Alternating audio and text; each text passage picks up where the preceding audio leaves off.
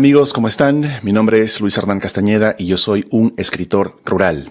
Esta es la segunda parte de un video que lancé hace un tiempito sobre los libros recibidos del escritor rural en este año 2025 que se nos va. Una vez más, gracias a los editores y a los autores que me han hecho llegar sus libros para que yo pueda darles una ojeada y quizá comentarlos en mi canal. Por cierto, les pido por favor que se suscriban a mi canal, denle clic a la campanita para que se puedan enterar de las novedades que voy colocando acá en mi canal. Yo soy un escritor rural que está bastante activo en estos días. Pienso seguir a este ritmo publicando 1 o 2 videos a la semana sobre temas literarios. Así que por favor, suscríbanse a mi canal. En esta segunda parte de los libros recibidos quiero hacer una edición diferente. Si en la primera primaron los limeños y primó el centralismo, el maldito centralismo limeño, en esta segunda parte quiero hacer una edición antilimeña y descentralizada de los libros recibidos del escritor rural. Obviamente estoy bromeando, pero es cierto que la mayoría de autores de los cuales voy a hablar ahora son autores no limeños, autores de otras partes del Perú o autores de fuera del Perú, en este caso de Colombia y de Venezuela.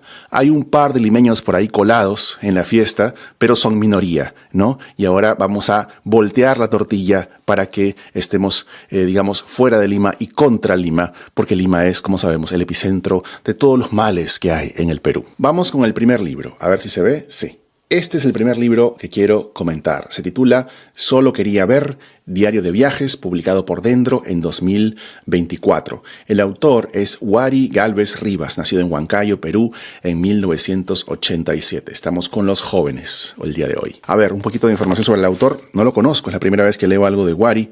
Dice que estudió literatura en la Católica, ¿sí? Hizo un magíster en literatura hispánica en la Católica y después estudió guión y dirección cinematográfica en Barcelona y en Bonn, Alemania. Este es un libro de no ficción, ¿ven? A ver si se lee Dendro no ficción. Es un libro de no ficción, es un diario de viaje por Europa durante los tiempos del confinamiento por el COVID-19. A ver, una confesión personal. Yo durante mucho tiempo evité leer cosas relacionadas con el COVID, creo que por efecto del síndrome de estrés postraumático, porque yo, como mucha gente, la pasé muy mal en esa época y he querido alejarme y evitar. Pero hay que recordar, hay que hacer memoria y confrontar los hechos. Así que ha llegado la hora de leer algo vinculado al COVID-19. Me encantan los diarios de viaje, así que eso facilita la tarea. Vamos a leer el primer párrafo de Solo quería ver, diario de viajes, de Wari Gálvez Rivas, autor de Huancayo. Dice así: 18 de agosto 2020. Bonn, la ciudad donde nació Ludwig van Beethoven y murió Robert Schumann, se ha convertido en mi hogar desde marzo. A veces me llegan noticias del exterior anunciando que todo acabará pronto, aunque parece no ser así. Solo es posible ver animales silvestres caminando en medio de la calle, libres, dueños de las vías públicas. De vez en cuando un ciclista cruza de largo todo Kirchhalle. Ahora poca gente se sienta en los alrededores del Hofgarten, frente al castillo donde operan las oficinas de la Universidad de Bonn. Y con frecuencia se oye el traqueteo del tren a varios kilómetros de mi habitación. Las rutinas han cambiado radicalmente. Las actividades cotidianas y los modos alternativos de encuentro a través de la Internet son parte de la realidad.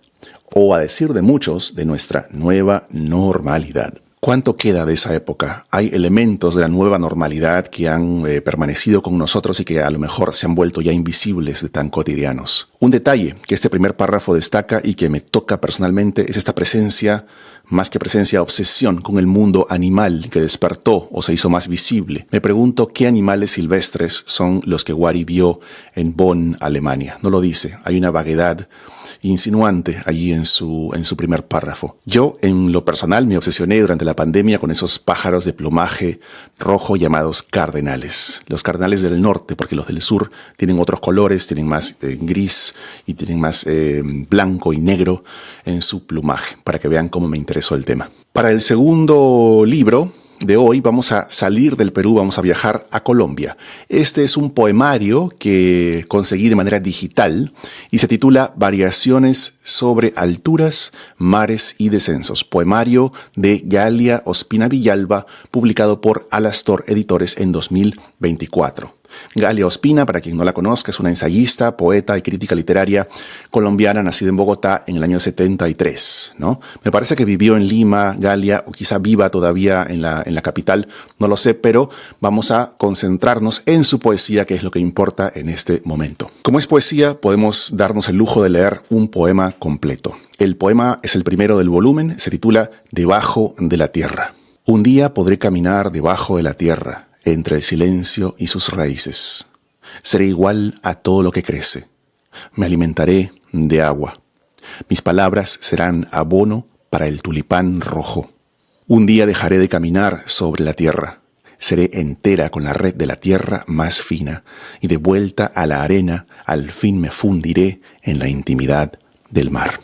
Un día podré caminar debajo de la tierra entre el silencio y sus raíces. Me pregunto por las raíces del silencio. Quizá las raíces del silencio sean más silenciosas aún que su fruto, que el silencio conocido por nosotros aquí arriba. Mis palabras serán abono para el tulipán rojo.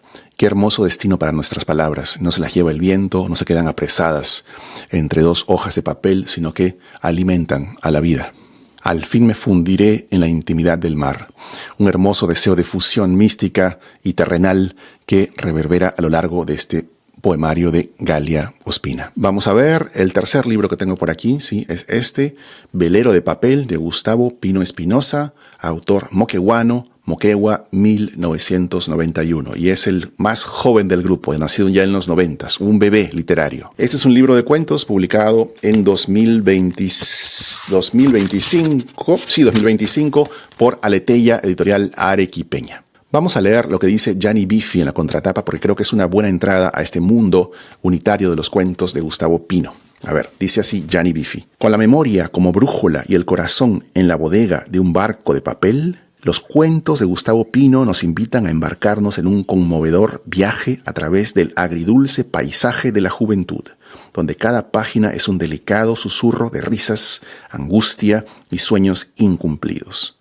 Estos relatos exploran la fragilidad de los recuerdos, revelando cómo la alegría y la tristeza pueden coexistir en el entramado de un mismo párrafo. Con una prosa lírica que refleja la belleza de los momentos fugaces, Velero de papel reflexiona sobre las tiernas verdades del crecimiento, la sabiduría de dejar ir y el poder perdurable de la amistad. Buena la prosa de Biffi, ¿no? Al que yo descubrí, porque yo descubrí a Gianni Biffi, no Iván Tais, como dicen por ahí. Leamos el primer párrafo de este cuento que se titula El funeral de la abuela. No es el primer cuento del volumen, sino uno que me llamó la atención y que es cortito. Cuando desperté, mamita, ya habían enterrado tu cuerpo. Mi madre, tu hija, sonreía, estaba tranquila, como si por fin descansara de esa parodia infernal que es por momentos la vida. Descansaba también de los cuidados posteriores a la quimioterapia, de esa lucha para vencer al cáncer, mamita. Y lo lograste, aunque dejaste un seno en la batalla. Sin embargo, no hay nada más despiadado que los años. Con ellos sí que no pudiste. La vida como una parodia infernal. Siento que en este libro hay mucho más de lo que puedo capturar en este brevísimo comentario. Hay sensibilidad real. Hay un mundo propio que no puedo descifrar en 2 o 3 minutos. Así que voy a leer el cuento completo, sí, porque es cortito, como les decía, y lo acabo rapidito para que tengamos una idea más clara de este libro. Continúo. Tus cabellos cortados a la altura del mentón que no volvieron a crecer, tus manos de dedos largos dibujando en papeles granulosos y tu sonrisa resplandeciente de dientes falsos. El retrato que hiciste del abuelo está en la sala. Qué bonito te quedó. Y él te decía que lo habías mejorado, y tú le respondías que así lo mirabas, que era el mismo cholo del que te habías enamorado. Aún no me atrevo a sentarme en la hondonada. Mi madre tampoco lo hace. Se acomoda a un lado como si estuvieras ahí, y se pasa las tardes tejiendo entre suspiros. Ella es la que más te extraña, y es a la que menos quisiste. Felizmente te retractaste antes de su fallecimiento. Le pedías perdón por no ser la madre que quisiste ser, pero ¿quién logra ser lo que anhela? Me despediré contándote que encontré en uno de los cajones de tu ropero el cassette que grabé para ti. Lo colocaré ahora, luego del almuerzo, en el viejo equipo en el que nos sentábamos para escuchar a Lucha Reyes. Y reproduciré tu canción favorita esperando robarme un ovillo de hilo para lanzar esta carta en forma de cometa hacia el azul del cielo. 4. Un animal que se deja caer, de Melanie Pérez Arias, nacida en Caracas en 1986 y radicada en Lima. Esta es la primera novela de la autora. Aquí debo confesar mi sesgo y voy a comentar una infidencia porque el escritor y profesor y gran lector Luis Islas, mi tocayo, me dijo que para él, ¿no?, en su opinión muy personal y privada, este libro era uno de los mejores libros publicados en el Perú en este año 2025. ¿Será verdad? El detonante de esta historia es cotidiano y definitivo. Una mujer que empieza a perder el cabello se pregunta cómo será su vida cuando lo pierda completamente. En ese trance, una red de amigas, de mujeres cercanas, entre ellas una peluquera tarotista, una compañera de oficina aferrada al catolicismo, dice así en la portada, ¿no?, aferrada a su fe católica, y una anciana bruja serán su mayor apoyo. Esto me llama. Vamos a leer el primer capítulo a ver qué encontramos. Capítulo 1, página 11. Dice lo siguiente. Esa mañana en la ducha, Miriam sintió un pozo en los pies. El agua se juntaba alrededor de la cañería con un ruido de lluvia. Miró hacia abajo sin cerrar el grifo. Un manojo de pelos tapaba las rendijas. Eran suyos. ¿De quién más? Se inclinó. El agua le cayó en la espalda baja. Un cosquilleo en los muslos. Quitó el tapón de pelos con sus dedos largos. Lo hizo una bola entre las manos. Corrió la cortina. En vez de tirarlo a la basura, lo dejó sobre el lavamanos con un cuidado excesivo. Era lunes. En 1 hora tendría que estar en la oficina. Mientras se envolvía en la toalla azul, se tomó el tiempo de revisar lo desprendido. Aunque liviano, le ocupaba casi toda la palma. Un ratón pequeño. Pensó que esa clase de cosas deberían darle asco, pero nunca sentía repulsión hacia lo corporal. Habría sido una buena enfermera. Un ratón pequeño, dice, ¿no? La bola de pelos que se le está cayendo como un ratón pequeño, tierno, propio y repulsivo al mismo tiempo. Aquí hay madera para crear imágenes límpidas, cotidianas, sí, pero cargadas de afectividad, para seguir leyendo. Quinto libro. La primera novela del reconocido escritor y principalmente cuentista arequipeño Orlando Maceira, que ganó el primer premio internacional de novela Filay 2025. Es el premio de la Feria Internacional del Libro de Ayacucho. Leo el primer párrafo de la novela.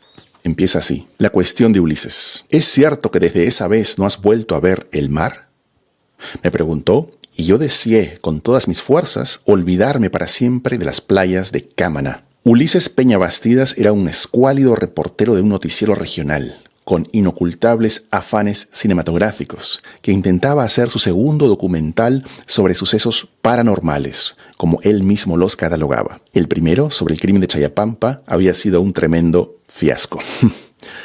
Ante mi incómodo silencio, él volvió a insistir. Tadeo, ¿es verdad? Solo quiero saber eso. Sí, Ulises, asentí algo turbado, presintiendo un enfoque sensacionalista de los hechos. Desde lo de las cuevas, la verdad, no he vuelto a regresar a la costa. Nunca más volví a ver el mar, ni siquiera de pasadita, ni por la carretera. Ya ni viajo, tengo al mar bien lejos, y estoy seguro de que ha sido la mejor decisión. Las playas de Camaná, en esta novela, ocultan un hecho de sangre, ocultan un evento paranormal, ocultan un suceso traumático. Y esta novela es el esfuerzo por acercarse a través de múltiples ángulos siempre fallidos a ese núcleo dificilísimo de contar. Por eso la novela empieza con este escuálido reportero de Cuarta, que evidentemente no será capaz, a través de su enfoque amarillista, de representar y dar cuenta y explicar lo que ocurrió en esas playas de Camaná. Tuve la oportunidad de leer en su momento esta novela en manuscrito, me la envió su propio autor para que yo diera mi opinión, para que escribiera un texto, y voy a leer el texto que escribí para esta novela de Orlando Maceira. Orlando Maceira se sumerge en un mar cuyas profundidades ocultan las ruinas de una tragedia. Con una prosa directa y precisa, recupera los fragmentos de un pasado traumático y los devuelve a la superficie, donde intenta construir la casa de la novela. Su proyecto, a la vez literario y sanador, busca hacer habitable, respirable el océano de sombras que asfixia a sus personajes. De allí que El mar que nos espera sea un texto resquebrajado, que no deja de perseguir, a través de sus giros de voz, perspectiva y género, una cierta unidad perdida. Sin embargo, el intento por anclar su relato a una verdad revela que la escritura ofrece un camino engañoso y que las motivaciones del escritor, lejos de ser redentoras, pueden estar contaminadas por el deseo y la traición. 6. Yo sabía que el fuego hablaba, novela de Enrique Carro, nacido en Lima en 1985. Se publicó con el sello Narrar en 2025. Primer limeño del grupo. Acá huele a limeño. Eso no nos gusta. Enrique Carro, hay que decirlo, es parte de la podcastósfera. No sé si esa palabra existe. Es parte de la podcastósfera peruana actual. Tiene un podcast que se llama Enrique Carro, lector, y que está buenísimo. Síganlo también. Leo la bio del autor. Me parece interesante su trayecto vital, ¿no? Enrique Carro. Después de estudiar filosofía en la Universidad Nacional Mayor de San Marcos, en 2010 se mudó a Barcelona y trabajó durante 10 años como camarero de bares y restaurantes. Ribeiriano. Autopublicó su primera novela, ¿Dónde estás?, en 2018, año en el que empezó sus estudios de la Escola de Escritura del Ateneu Barcelonés. Al terminar, dejó la hostelería para consolidarse como profesor de escritura en distintos centros cívicos y ateneos. Un autor migrante, viajero, fuera del Perú. Me pregunto qué diría Carro acerca del asunto planteado por Iván Tais y por mí en otras tardes. ¿Es necesario salir de tu país para escribir? Leamos el primer párrafo de Yo sabía que el fuego hablaba. ¿Cómo se apaga una vela? El niño tenía 12 años. Estaba a punto de cambiar el uniforme de chaqueta roja de primaria por el de chaqueta azul de secundaria. Bien, acá esta oposición cromática es memorable. Estudiaba en un colegio católico de curas belgas.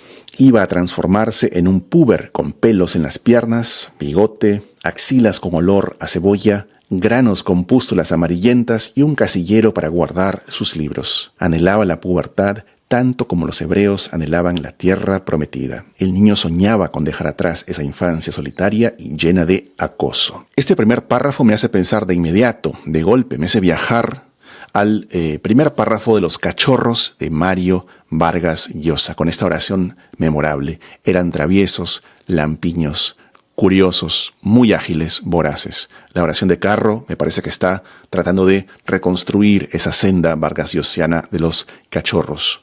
Acá hay un detalle interesantísimo que quiero comentar un poco más a fondo, analizar, porque yo sé que Carro enseña escritura creativa y estoy seguro de que este detalle lo puso a propósito para crear un efecto curioso.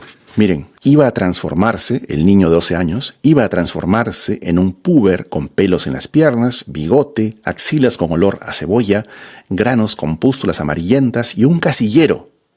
Sí, un casillero para guardar sus libros. Interesante, hay una sucesión de cambios corporales, una sucesión de comentarios ligados al cuerpo del personaje y al final hay un casillero. Evidentemente el casillero no es parte del cuerpo, no es un rasgo físico del personaje, pero en esta edad, para este tipo de chico que entra a la adolescencia, de repente sí, el casillero es un espacio íntimo, el casillero es un espacio para ocultar secretos, el casillero es un lugar para ocultarse a sí mismo de este mundo de compañeros que lo bulean, ¿no? Entonces, interesante detalle narrativo de este primer párrafo. Libro número 7 y volvemos a Arequipa, ¿no? Nos vamos de Lima a Arequipa. Yo me pregunto, ¿qué pasa en Arequipa últimamente que hay tantísimos escritores?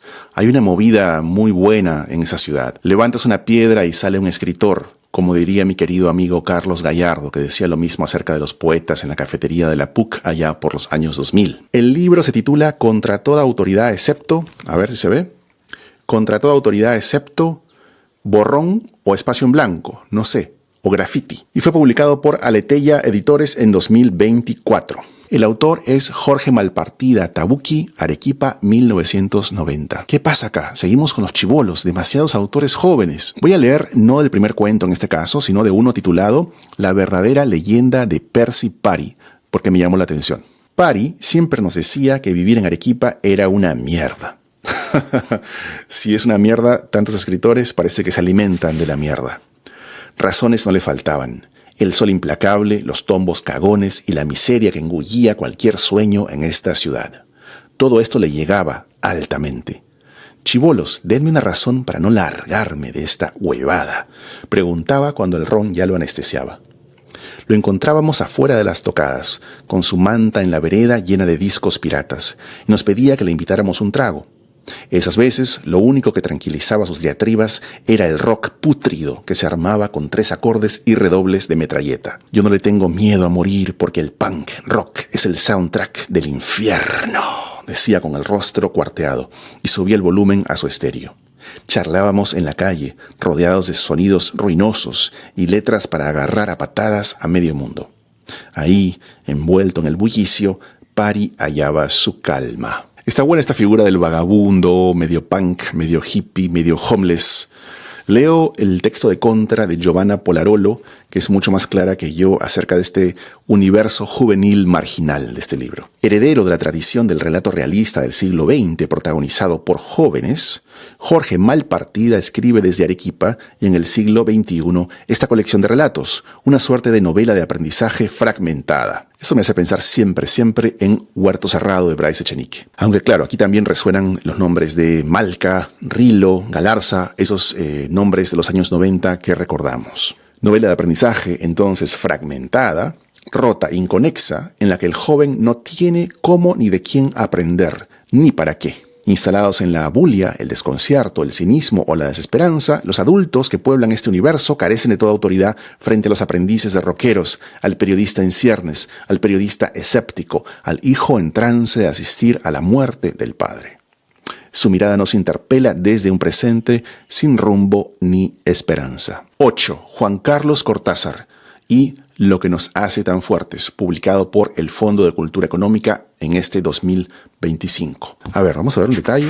Fondo de Cultura Económica, sí. El tiraje fue de 1.200 ejemplares. 1.200, un montón para el Perú. Esto es una barbaridad de ejemplares y el libro lo merece porque es una antología que reúne 2 libros, 2 celebrados libros de Juan Carlos Cortázar y algunos cuentos inéditos. Esta es una antología completa de sus cuentos. El autor, Juan Carlos Cortázar, es una deuda pendiente para mí y siento que debo sumergirme mucho más en su literatura. Este es un objetivo que tengo para este 2026. Conocí a Juan Carlos una vez, nos tomamos un café y me quedé con una frase de esa larga y riquísima conversación. Me quedé con la siguiente frase. Juan Carlos Cortázar tiene un ojo especial para lo que no encaja. Leamos el primer párrafo del cuento 8 metros, que me ha interesado particularmente. 8 metros. Volviste con él. Uy, segunda persona. Los últimos meses que le quedaban de vida te lo dijo así, sin adornos. Volviste, un año atrás fuiste tú quien lo dejó, eres una mierda, le gritaste. Se reconciliaron.